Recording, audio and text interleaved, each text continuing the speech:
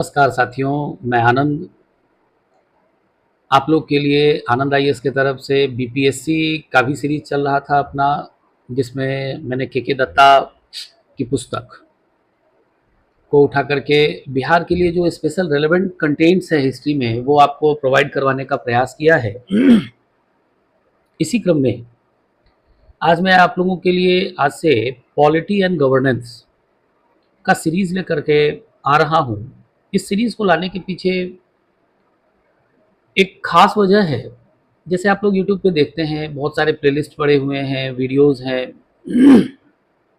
Polity के, लेकिन जो हम लोगों ने देखा है यूपीएससी का सिलेबस है और जो आईएएस और पीसीएस का सिलेबस है, उसमें आप देखते हैं कि मेंस का जो पार्ट है, प्रीलिम्स तो मान के चलिए कि आप रट करके काम कर लेते हैं, मेंस का जो टॉपिक है उसको रट करके आप काम नहीं कर सकते। और मैक्सिमम जो प्लेलिस्ट अवेलेबल है पॉलिटी की, उसमें जो जहाँ तक मैं देख पा रहा हूँ तो केवल एम लक्ष्मीकांत की ही चीज़ों को लेकर के डाला गया है। मेरा प्रयास होगा कि पॉलिटी के लिए लक्ष्मीकांत जी के अलावे भी, एम लक्ष्मीकांत के अलावे भी बहुत सारी किताबें ऐसी हैं जहाँ से आपको कंसेप्ट मिलेगा, पॉलिटी का कंसेप्ट मिलेगा, और वो कंसेप्ट आपको आने वाले फ्यूचर में प्रीलिम्स और मेंस के लिए मदद करेगा। जिस तरीके से मैंने हिस्ट्री के लिए भी कुछ यूनिक उठाया है, आपको मौलिकता देने का प्रयास किया है, उसी तरीके से आज की इस वीडियो के द्वारा पॉलिटी एंड गवर्नेंस के लिए मैं आपको लोगों के लिए 3 किताबों को यहाँ पे आधार बनाया हूँ। पहला है that is D Basu, Lexus nexus पे लिखते हैं। बहुत पुरानी किताब है और बहुत अच्छी किताब है पॉलिटी के लिए। दूसरी किताब जो मैंने सोर्स बनाया है वो है ब्रजकिशोर शर्मा, इंग्लिश में आती है, प्रेंटिस हॉल इंडिया की बुक है, डी बसु के साथ।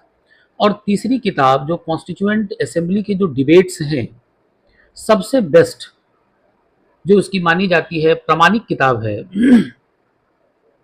वो है Indian constitution at work, Greenville Austin की, ऑक्सफोर्ड यूनिवर्सिटी प्रेस की बुक है। मेरा प्रयास होगा कि जो पॉलिटी में लक्ष्मीकांत के साथ जो गैप्स हैं, जिससे आपको मेंस लिखने में भी मदद मिलेगी, समझ विकसित होगी पॉलिटी के लिए कि हर प्रश्न का जवाब क्यों, इसका आपको उत्तर मिलेगा। और ये वीडियोस पॉलिटी के जो प्लेलिस्ट आपके सामने आ रहे हैं, इस प्लेलिस्ट में आप ध्यान रखिएगा कि ये केवल और केवल आईएएस और पीसीएस की तैयारी करने वाले स्टूडेंट्स के लिए ही नहीं होगी। ये प्लेलिस्ट जो एडवांस लेवल एजुकेशन में जो बच्चे पॉलिटिकल साइंस से मास्टर्स वगैरह कर रहे हैं उनके लिए भी है, पीजी कर रहे हैं या बीए वगैरह कर रहे हैं उनको भी ये काम आएगा। जो बच्चे लीगल स्टडीज़ कर रहे हैं, क्लैट पढ़ रहे हैं, साथ ही साथ कहीं बीएलएलबी वगैरह कर रहे हैं, उन बच्चों को भी ये काम आएगा। और तीसरी जो सबसे बड़ी चीज़ है कि संविधान भारत के हर नागरिक को जानना और समझना चाहिए। तो मेरा ये प्लेलिस्ट मैं इसी पर्पज़ से आपके लिए लेकर के आया हूँ। इसको ज़रूर ज़्यादा से ज़्यादा देखिएगा, शेयर करिएगा, और जहाँ कहीं भी आपको लगे कि कुछ कमी है, क्योंकि कोई भी परफेक्ट हो ही नहीं सकता है, आपको लगे कि कुछ कमियां हैं, कुछ सुधार की आवश्यकता है, तो आप पर्सनली सहर्ष मुझे मैसेज करें। मैं अगली वीडियो में उस पर काम करके आपको लेकर के आऊँगा। चलिए हम लोग स्टार्ट करते हैं, आज की वीडियो हम स्टार्ट करते हैं। सबसे पहले हम देखते हैं कि इंडियन पॉलिटी का सिलेबस क्या है। सिलेबस में हम देखते हैं तो सिलेबस जो पॉलिटी की है ये है constitutional foundation and core rights. पहला है इसमें historical evolution and making of the constitution, दूसरा है प्रिएम्बल ऑफ द कॉन्स्टिट्यूशन, तीसरा है की फीचर्स एंड बेसिक स्ट्रक्चर, चौथा टॉपिक है अपना इसमें सिटीजनशिप का, पांचवा टॉपिक है फंडामेंटल राइट्स का, छठा टॉपिक है directive principles of state policies का, सातवां टॉपिक है फंडामेंटल ड्यूटीज़ का, आठवां जो टॉपिक है ये है पार्ट्स ऑफ द गवर्नमेंट का। और पार्ट्स ऑफ द गवर्नमेंट में हम देखते हैं कि पहले यूनियन एंड स्टेट एग्जीक्यूटिव की बात होगी, देन लेजिस्लेटिव की बात होगी।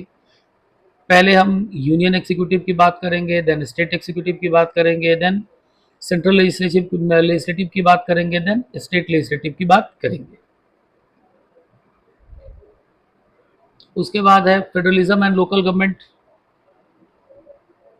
इसमें सेंट्रल स्टेट रिलेशनशिप है।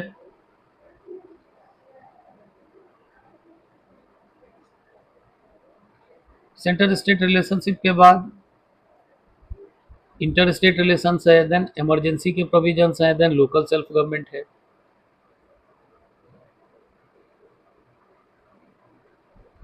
फिर जुडिशियरी है जिसमें सुप्रीम कोर्ट है। सुप्रीम कोर्ट के बाद सबऑर्डिनेट कोर्ट्स हैं एंड जुडिशियल कंसेप्ट्स हैं।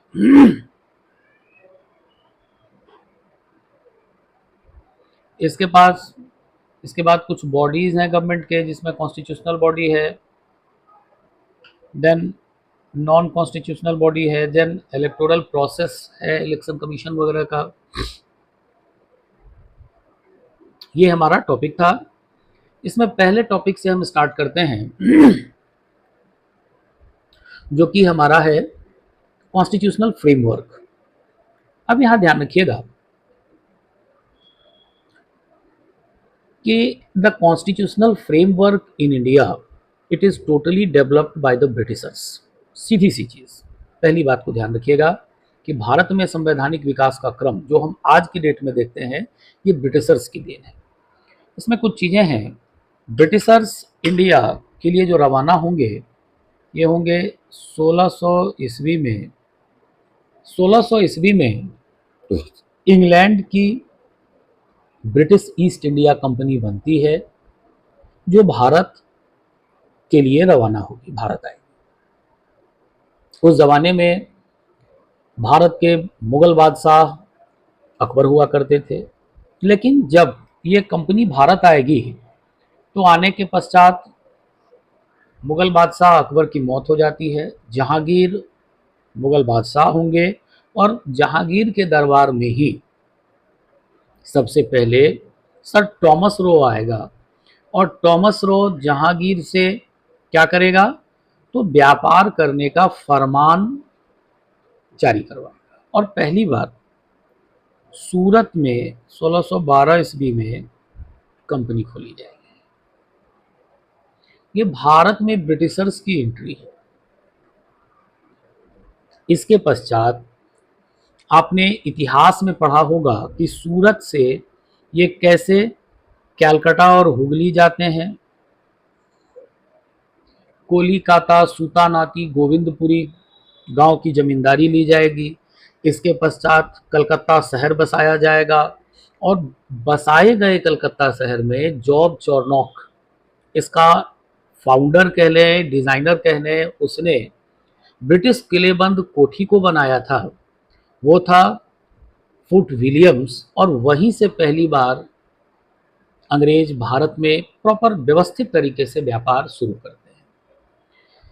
इसके पश्चात अब इनके और भी राइवलर्स थे जो हिस्ट्री में आप लोगों ने पढ़ा होगा, वहां इतना अभी उतना डिटेल्स घुसने की कोई आवश्यकता नहीं है। पॉलिटी के सेक्शन के हिसाब से हम देख रहे हैं।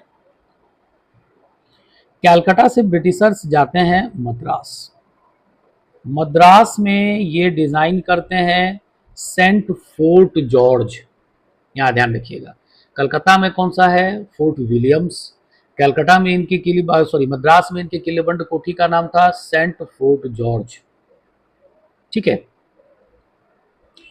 इसके पश्चात जो लास्ट डिजाइन किया जाता है वो था बॉम्बे।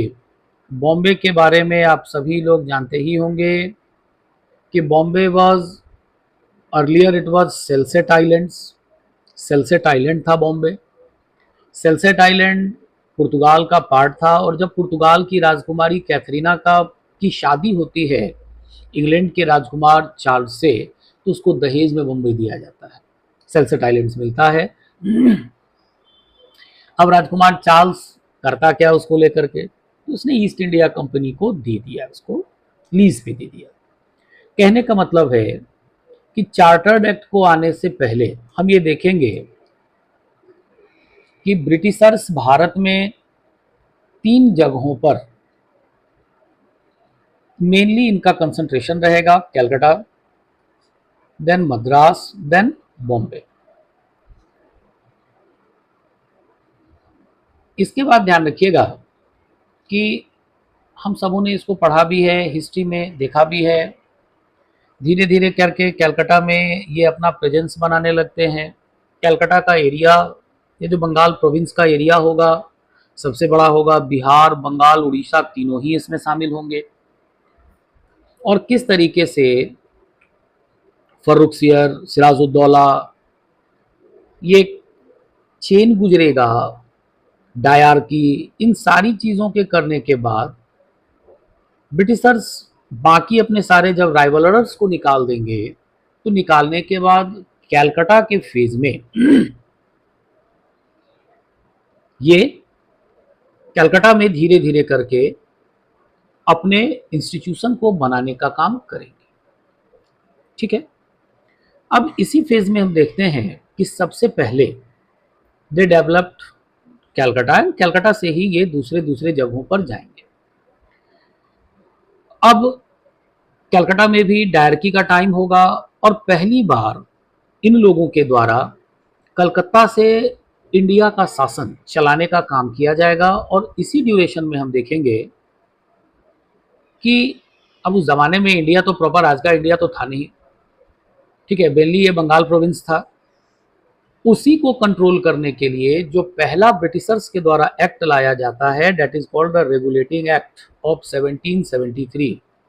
रेगुलेटिंग एक्ट ऑफ 1773, 1773 का रेगुलेटिंग एक्ट।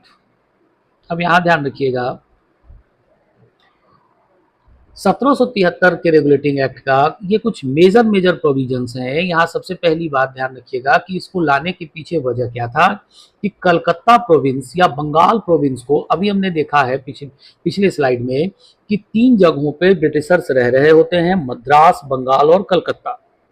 इन तीनों जगह पे रह रहे ब्रिटिशर्स के द्वारा पहली बार, यहाँ पे ध्यान रखिएगा कि ऐसा प्रयास किया जाता है कि इन तीनों ही जगहों को कलकत्ता से कंट्रोल किया जाए।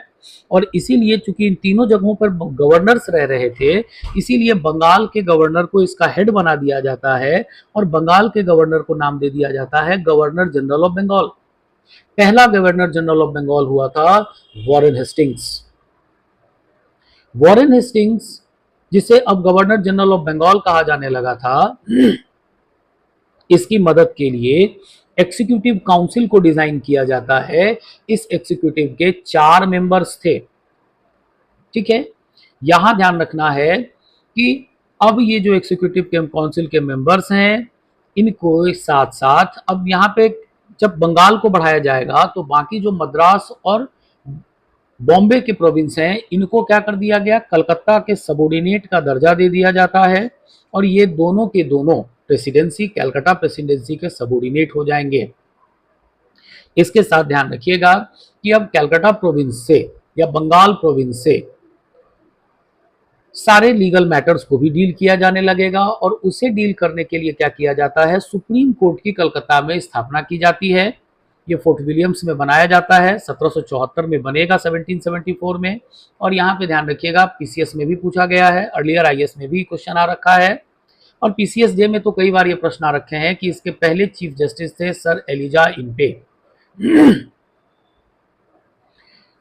1773 का regulating act anti corruption measures भी लेता है और यहाँ पे बेसिकली ईस्ट इंडिया कंपनी पे कंट्रोल बनाने का भी काम ये करेगा। ये ध्यान रखिएगा। अब यहाँ पे ध्यान रखना है कि जो ये सुप्रीम कोर्ट बन रहा है, वो सुप्रीम कोर्ट आज का सुप्रीम कोर्ट नहीं है, क्योंकि आज का सुप्रीम कोर्ट, बहुत सारे बच्चे ऐसे होंगे जिनको लगता होगा कि ये वही सुप्रीम कोर्ट है। यहाँ ध्यान रखिएगा कि आज का सुप्रीम कोर्ट नहीं है, क्योंकि आज का सुप्रीम कोर्ट, इसको गवर्नमेंट ऑफ इंडिया एक्ट 1935 से एक फेडरल कोर्ट के रूप में स्टेब्लिश किया गया है। इस सुप्रीम कोर्ट को आजादी के बाद, ध्यान रखिएगा कि बदल करके नाम इसे कर दिया जाता है सुप्रीम कोर्ट ऑफ इंडिया। अब इसमें भी हम बात करेंगे कि इसको प्रिवी काउंसिल्स के पावर दिए गए हैं, फेडरल कोर्ट के पावर्स हैं, तो जब मैं जुडिशरी पढ़ाऊंगा फिर जाकर के उस पर बात करेंगे। अब है कि लिमिटेशंस, यहाँ ध्यान रखिएगा कि इस चार्टर्ड एक्ट की पहली लिमिटेशन है कि यहाँ पे सुप्रीम कोर्ट और गवर्नर जनरल के काउंसिल के बीच का कोई सेपरेट रेगुलेशन नहीं था। और वीटो पावर, गवर्नर जनरल के पास किसी प्रकार की कोई वीटो पावर नहीं थी, जिसके वजह से उसके काउंसिल के लोगों द्वारा ही वॉरेन हेस्टिंग्स को अपोज किया गया था। इसके बाद जो दूसरा एक्ट आता है वो है अमेंडमेंट है 1781 का, 1773 के एक्ट का, जिसको कि कहा जाता है एक्ट ऑफ सेटलमेंट। अब इसको लाने के पीछे वजह क्या था? तो हमने देखा कि 1773 के एक्ट से सुप्रीम कोर्ट को बना दिया गया था, लेकिन इस अमेंडमेंट के द्वारा सुप्रीम कोर्ट के पावर्स को डिफाइन करने का प्रयास किया जाएगा और इसमें कुछ एक्सम्पशंस बनाए जाएंगे। एक्सम्पशंस क्या थे? गवर्नर जनरल को, एग्जीक्यूटिव काउंसिल के मेंबर्स को, ईस्ट इंडिया कंपनी के सर्वेंट्स को, इन सभी को सुप्रीम कोर्ट के ज्यूरिडिक्शन से बाहर किया जाता है। साथ ही साथ रेवेन्यू ज्यूरिडिक्शंस भी हटा दिए जाते हैं कि रेवेन्यू मैटर्स और टैक्स कलेक्शन, इनकी चीज़ों को सुप्रीम कोर्ट डील नहीं कर पाएगा। तीसरा जो काम किया जाता है, अपील्स का रूट। Appeals for provincial courts were directed to the governor General in Council, not to the Supreme Court. यहाँ प्रोविंशियल कोर्ट का मतलब कौन सा हो गया? मद्रास एंड बॉम्बे, इनके जो थे छोटे छोटे कोर्ट्स, यहाँ से अपील गवर्नर जनरल के काउंसिल में की जाने की व्यवस्था की गई, न कि सुप्रीम कोर्ट में। और साथ ही साथ पर्सनल लॉज को प्रोटेक्ट किया जाता है। Normally Hindu law, Mohammedan law, यहाँ तक ध्यान रखिएगा कि आईपीसी वगैरह नहीं बनेगा। ये वही लॉज हैं जिनसे मुगल काल में हम शासित होते थे। इसके बाद है पिट्स इंडिया एक्ट 1784। यहाँ ध्यान रखिएगा कि ये पिट कौन है? ये पिट है विलियम पिट, इसका पूरा नाम है। ये ध्यान रखिएगा कि इंग्लैंड का प्रधानमंत्री है, जिसमें सुप्रीम कोर्ट बाकी तो चीज़ों करके ईस्ट इंडिया कंट्रोल में कंपनी को कुछ हद तक कंट्रोल करने का प्रयास किया गया था, लेकिन यहाँ पे देखा गया कि ईस्ट इंडिया कंपनी अब यहाँ पे आकर के, इंडिया में आकर के, जो कि आई थी व्यापार करने के लिए, अब किस तरीके का ऑर्गेनाइजेशन बनती जा रही थी? इंडिया को कंट्रोल कर रही थी, तो जरूरी था कि ईस्ट इंडिया कंपनी के ऊपर भी कुछ ना कुछ रेगुलेशंस बने। कुछ हद तक तो 1773 में उस पर काम किया गया था, लेकिन उससे अधिक काम किया जाता है पिट्स इंडिया एक्ट 1784 से। सॉरी, विलियम पिट क्या करता है? विलियम पिट के द्वारा ईस्ट इंडिया कंपनी को कंट्रोल करने के लिए दो सिस्टम्स बनाए जाते हैं, बोर्ड ऑफ कंट्रोल और कोर्ट ऑफ डायरेक्टर्स। काफी इंपॉर्टेंट है, यहां ध्यान रखिएगा। बोर्ड ऑफ कंट्रोल किसके लिए बनाया गया था? Political, military and revenue affairs को मेंटेन करने के लिए। सिंपल ध्यान रखिएगा, political, military and revenue affairs को रिलेट करने के लिए। और कॉमर्शियल अफेयर्स मतलब व्यापार से संबंधित काम कौन देखता? Court of directors. और जो भी राजनीतिक चीजें, पैसे वैसे से संबंधित चीजें थी, इधर उधर की चीजें, मिलिट्री वगैरह की चीजें थी, ये बोर्ड ऑफ कंट्रोल उसको चेक करता। यहाँ एक चीज और ध्यान रखना है कि 1773 से गवर्नर जनरल के काउंसिल को 4 मेंबर्ड बनाया गया था। अब यहाँ से 1 मेंबर को कम कर दिया जाता है और ये 3 मेंबर्ड कमेटी हो जाएगी। साथ ही साथ East India Company territories were officially designed as a British possessions in India. यहाँ ध्यान रखिएगा कि पहली बार 1784 के एक्ट से ही जो ईस्ट इंडिया कंपनी के क्षेत्र हैं भारत में, उनको डिफाइन किया जाता है ब्रिटिश पोजीशंस इन इंडिया, मतलब ये ब्रिटिश भारत होगा। साथ ही साथ Bombay and Madras presidencies were bought under the strict subordination to Bengal. अब ये क्लियर कह दिया गया कि बंगाल का सबऑर्डिनेशन भरा होगा और बॉम्बे एंड मद्रास प्रेसिडेंसी जिसके सबऑर्डिनेट्स होंगे। इससे जब हम आगे बढ़ते हैं तो 1786 का चार्टर्ड एक्ट है। इसमें ध्यान रखिएगा कि ये स्पेशली लॉर्ड कॉर्नवालिस को परसुएड करने के लिए लाया गया था, जिसे गवर्नर जनरल ऑफ बंगाल बनाया गया। इसके पावर्स को ये डिफाइन करता है, overrule his executive council in extraordinary circumstances. इसको इस चार्टर्ड एक्ट से शक्ति दी गई थी कि ये अपने एग्जीक्यूटिव काउंसिल की चीजों को ओवर रूल कर सकता था जब इसको एक्स्ट्राऑर्डिनरी सर्कमस्टेंसेस की कभी जरूरत पड़े। साथ ही साथ इसको कमांडर इन चीफ बनाया गया ब्रिटिश फोर्सेस ऑफ इंडिया का। कॉर्नवालिस के लिए स्पेशल लाया गया था। 1793 का चार्टर्ड एक्ट, यहाँ ध्यान रखिएगा कि मोनोपोली एक्सटेंड कर दिया जाता है। East India company trading monopoly in India for another 20 years. इससे ईस्ट इंडिया कंपनी के व्यापार करने की मोनोपोली को अगले 20 सालों तक भारत में बढ़ा दिया जाएगा। सैलरीज फ्रॉम इंडियन रेवेन्यूज, यहाँ ध्यान रखिएगा कि ये जो ईस्ट इंडिया कंपनी के जो ऑफिसर्स हैं, इनको अब सैलरी किससे मिल रही थी? इंडियन रेवेन्यू से पैसा दिया जा रहा था। बोर्ड ऑफ कंट्रोल के जो ऑफिसर्स हैं, ये 1919 तक चलेगा। फिर वीटो एक्सटेंडेड कर दिया जाता है। Over ruling power given to Cornwallis extended to future governor generals. अब जो कॉर्नवालिस को जो शक्तियां दी गई थी, इन शक्तियों को एक्सटेंड कर दिया जाता है कि जो आने वाले गवर्नर जनरल होंगे वो भी इस तरीके का काम करेंगे। और साथ ही साथ कुछ होम चार्जेस भी लगाए जाते हैं, जो कि official payments drawn directly from Indian revenues. जो इंडियन रेवेन्यूज से पेमेंट था, उसके लिए यहाँ से पैसे इनको दिए जाते थे, जिनको होम चार्जेस का नाम दिया जाता था। इसी को लेकर के ध्यान रखिएगा कि the grand old man of India, दादा भाई नेहरूजी, इन्होंने, दादा भाई नेहरूजी ने, ध्यान रखिएगा,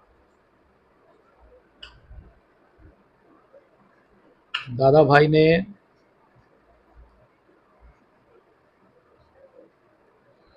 1861 में इंग्लैंड के, ये कह लीजिए कि संसद में व्हाइट पेपर प्रस्तुत किया था, poverty and British rule in India. यहाँ से भी काफी बार प्रश्न पूछा गया है कि इसी होम चार्जेस को वो ड्रेन ऑफ वेल्थ में शामिल करते हैं और बताते हैं कि किस प्रकार से ब्रिटिशर्स भारत को लूट रहे हैं।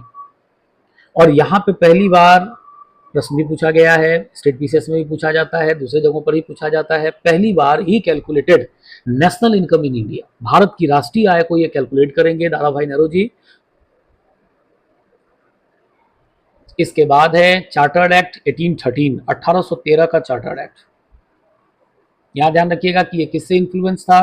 Continental system of Napoleon Bonaparte, France, and the rise of laissez faire economic theory in Britain. और ब्रिटेन में जो थ्योरी ऑफ लेजिस फेयर बन रही थी, उसका प्रभाव था। इससे क्या किया जाता है? पहला काम किया जाता है end of trade monopoly. Trade monopoly किसके? ईस्ट इंडिया कंपनी के ट्रेड मोनोपोली को खत्म कर दिया जाता है। इसके बाद ये कहा जाएगा कि अब इंडिया में ईस्ट इंडिया कंपनी के अलावे और भी जो कंपनियां हैं इंग्लैंड की, वो ट्रेड करने आ सकती हैं। खाली ईस्ट इंडिया कंपनी को दो चीजों पर इसका एक्सपेक्शन दिया जाता है, trade on T, trade with China. East India company चाय और चीन के साथ व्यापार कर सकती थी। सॉवरेनिटी असर्टेड, ये ध्यान रखिएगा कि ब्रिटिश क्राउन की सॉवरेनिटी को इंडिया में लगा देगा उन सभी क्षेत्रों पे जो कि ईस्ट इंडिया कंपनी के टेरिटरीज हैं भारत के। इसके पश्चात इस चार्टर्ड एक्ट से जो क्रिश्चियन मशीनरीज हैं, इनको भारत आकर के अपने धर्म प्रचार की छूट दी जाती है और भारत में ईसाई धर्म को प्रमोट करने का इनको वो दिया जाता है, मौका दिया जाता है। इसके बाद है एजुकेशनल एलोकेशन। यहाँ ध्यान रखिएगा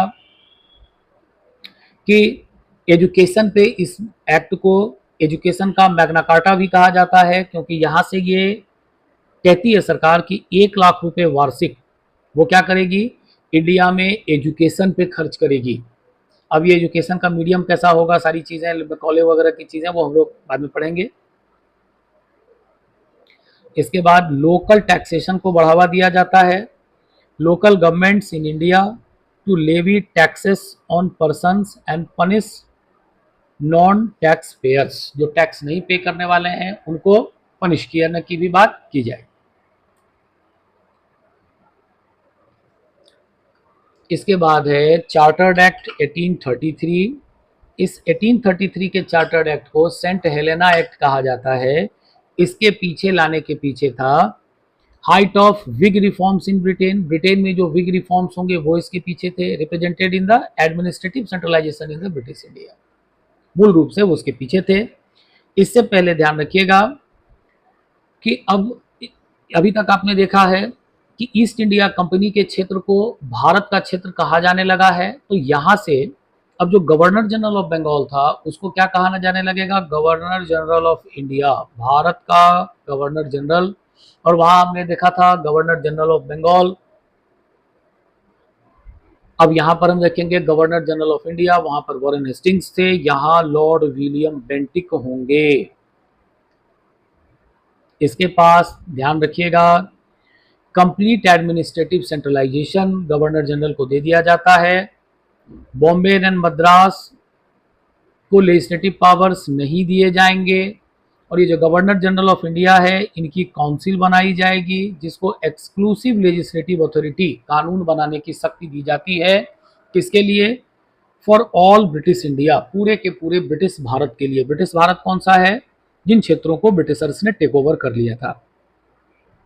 अब यहां से ध्यान रखिएगा कि अब जो ये लॉज बन रहे थे, दे आर कॉल्ड एक्ट्स।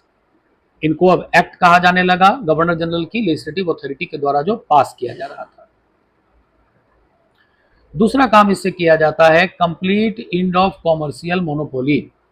1833 के चार्टर्ड एक्ट से ईस्ट इंडिया कंपनी के कॉमर्शियल मोनोपोली को पूरी तरीके से, जो आपने देखा कि इससे पहले उसे चाय और चीन पे व्यापार करने की छूट मिली थी, उसे भी यहां से अपरूट कर दिया जाता है, हटा दिया जाता है।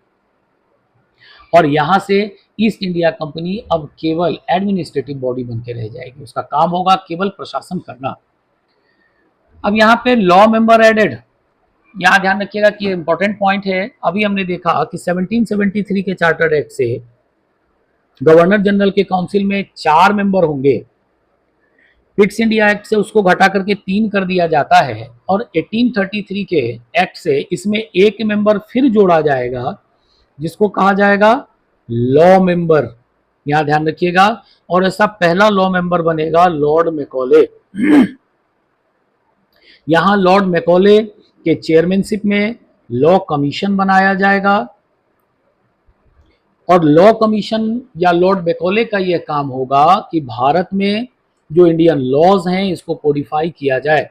यहां ध्यान रखिएगा फ्रेंड्स कि यहीं से इंडिया के लिए आईपीसी और सीआरपीसी इसको डिजाइन किया गया था। इंडियन पेनल कोड और क्रिमिनल पेनल कोड को, यह 1833 का कानून भारत पर कब तक चला है?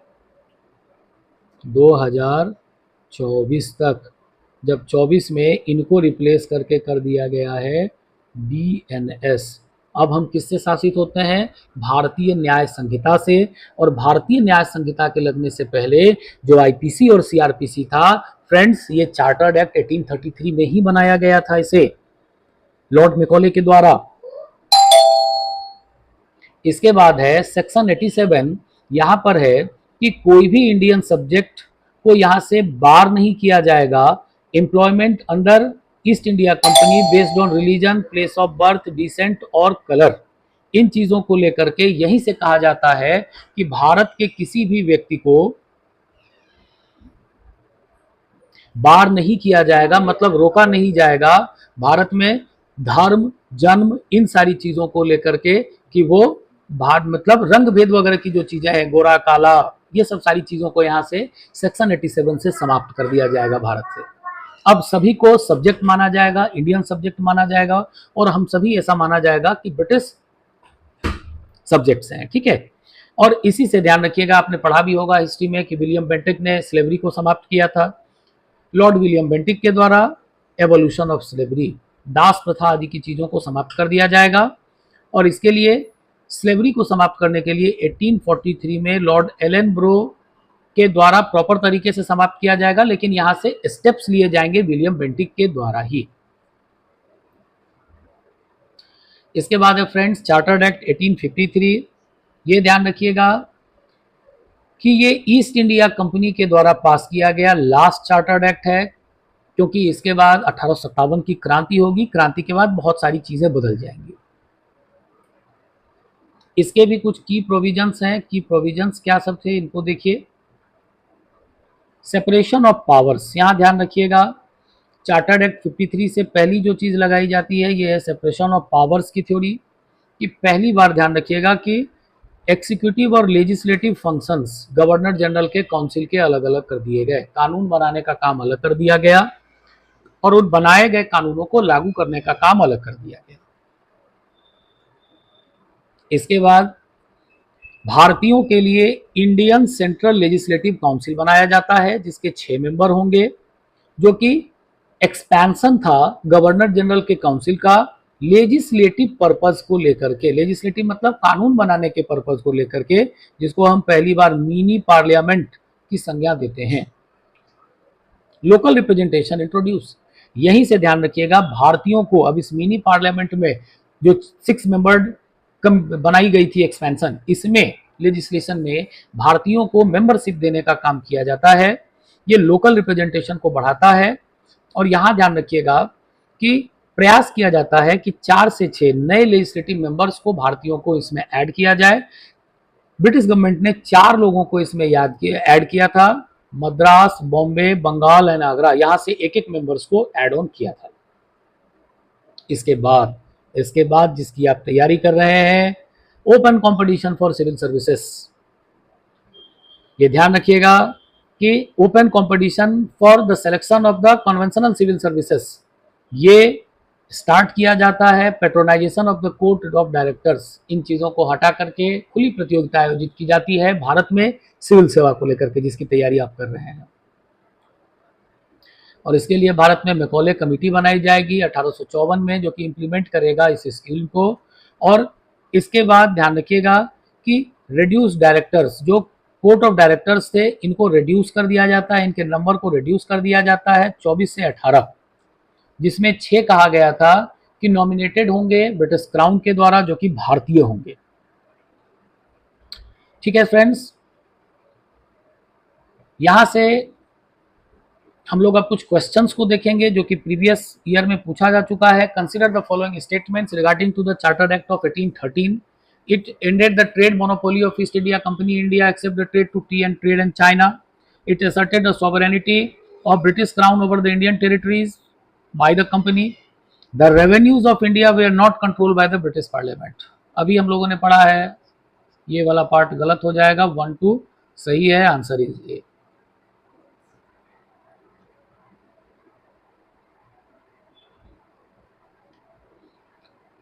अगला क्वेश्चन है, which of the following led to the introduction of English education in India? Chartered act 1813, general committee on public instruction 1823, orientalist and anglicist controversy. तीनों ही चीजें हो जाएंगी फ्रेंड्स, 1 2 एंड 3 तीनों ही हो जाएंगी, क्योंकि ये सारा चार्टर्ड एक्ट 1813 के द्वारा इन दोनों ही चीजों को इंट्रोड्यूस किया गया था इंडिया में। और तीसरा क्वेश्चन है, following acts designated the governor general of Bengal as the governor general of India. किस एक्ट से कहा गया? Charter act 1833।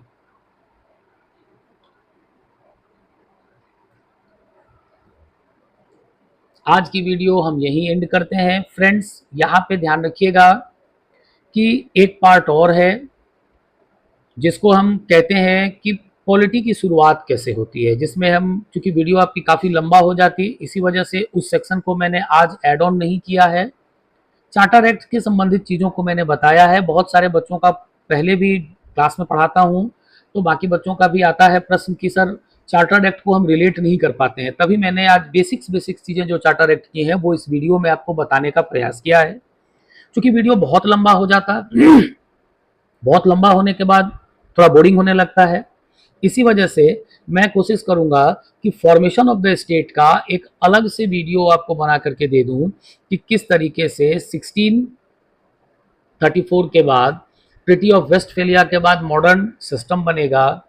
सिस्टम बनने के बाद इंग्लैंड में क्या डेवलपमेंट्स होंगे, थॉमस हॉब्स की क्या बात आएगी, यहाँ पे जॉन लॉक की क्या बात आएगी, पार्लियामेंट्री मोड ऑफ गवर्नमेंट बनेगा, विलियम ऑफ ऑरेंज आएगा इंग्लैंड में, और वहीं से इंग्लैंड अपने क्या करेगा, संवैधानिक विकास करेगा, जो कि ट्रेडिशंस होंगे उसको लेकर के वो आगे बढ़ने का प्रयास करेगा, जिस वजह से हम आज भी कहते हैं कि British constitution is unwritten constitution. फिर फ्रांस में रूसो की विचारधारा के बाद फ्रेंच रेवोल्यूशन होगा, नेपोलियन बोनापार्ट हालांकि उसको क्रश कर देगा, और वहीं से फ्रांस से, मतलब जिसको कि हम फ्रेटर्निटी और ब्रदरहुड की बात करते हैं, वो आएगा। उसके बाद ये सारी चीज़ें अमेरिका में चली जाएंगी, अमेरिका में अमेरिकी क्रांति होगी, अमेरिकी क्रांति होने के बाद 1793 ईस्वी में अमेरिकन कॉन्स्टिट्यूशन का फॉर्मेशन होगा, जिसमें जॉर्ज वॉशिंगटन, उसके साथ साथ एक दो लोग और भी हैं जिनमें मतलब मेडिसन है, उसके बाद और जेफरसन है, ये सब सारे अमेरिकन कॉन्स्टिट्यूशन के बनाने वाले थे। उन सभी के द्वारा अमेरिकन कॉन्स्टिट्यूशन का फॉर्मेशन किया जाएगा, लेकिन उन लोगों ने लिख करके संविधान बनाया, और यहीं से हम देखते हैं कि संविधान के 2 रूप आते हैं, रिटन एंड अनरिटन कॉन्स्टिट्यूशंस। ठीक है, तो इसका भी एक वीडियो आप बोलेंगे। फिर स्टेट की डेफिनेशन है, जिसको 2020 के 21 के पेपर में पूछा गया था यूपीएससी में कि what are the elements of the state, राज्य के एलिमेंट्स कौन कौन से हैं। वो ध्यान रखिएगा कि प्रोफेसर गार्नर की डेफिनेशन पूछ रहा था। Professor Garner modern state system का सबसे अच्छा मतलब डिफाइन करने वाले व्यक्तियों में से हैं। दे गार्नर एक्सप्लेन द 4 की एलिमेंट्स ऑफ द स्टेट, वही 4 की एलिमेंट्स पूछा था स्टेट का। तो इसकी भी एक वीडियो बनेगी, क्योंकि वीडियो बहुत लंबी हो जाती है, इसी वजह से मैंने आज एक वीडियो में उसको ऐड ऑन नहीं किया है। आज यही मुझे विराम दीजिए, और साथ ही साथ इन चीज़ों को हम नेक्स्ट वीडियो में स्टार्ट करेंगे। आज का वीडियो कैसा लगा कमेंट करके बताइएगा, और धीरे धीरे करके हम अपने इसका जिस तरीके से के दत्ता की प्लेलिस्ट है, इसकी भी एक प्लेलिस्ट जारी करते हैं, जिससे आपको बेनिफिट मिलेगा। साथ ही साथ जो बच्चे मेंस आंसर राइटिंग के लिए जुड़ना चाहते हैं वो भी जुड़ सकते हैं। और संवैधानिक विकास का भी अगला वीडियो नेक्स्ट क्लास में हम लोग जारी करेंगे, जिस